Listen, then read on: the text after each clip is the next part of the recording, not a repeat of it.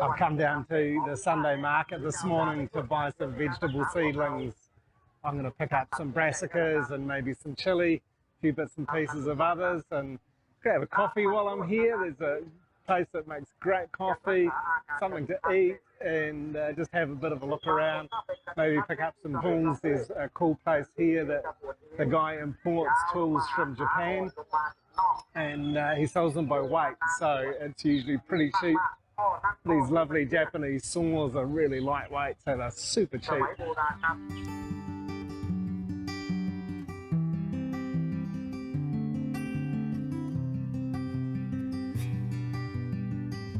It's lovely to come down here and interact with people, mix a little bit. The guy selling the tools speaks some English and likes to have a chat.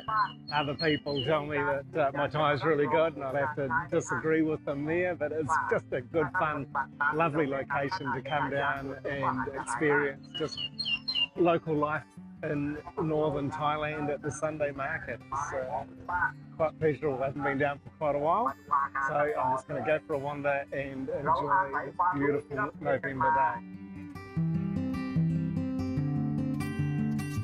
I've been busy preparing the garden beds to plant the seedlings that I bought at the market the other day, and it's getting there. It's been a bit of work because I haven't had anything much growing here except for a crazy amount of papaya for a few months, and now it's getting into our cooler season. You can see the rice behind me here is just looking really yellow and ripe. It'll be being harvested fairly soon.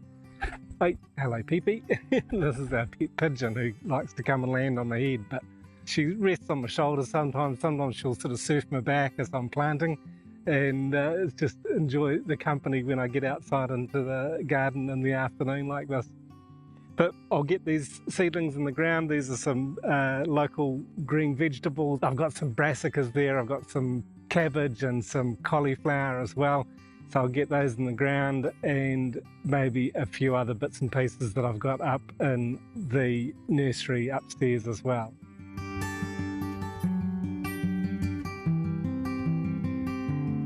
One more important thing that I'm going to do is mulch around my little seedlings, and I'm going to use this. It's known as the king's grass here in Thailand. It's vetiver grass.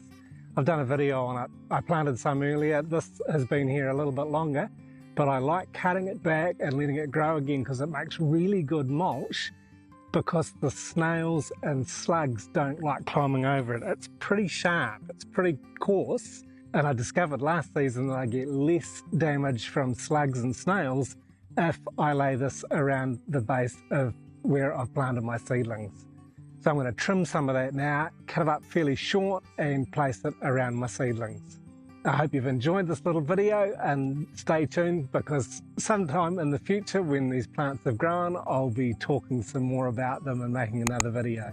Thanks for watching.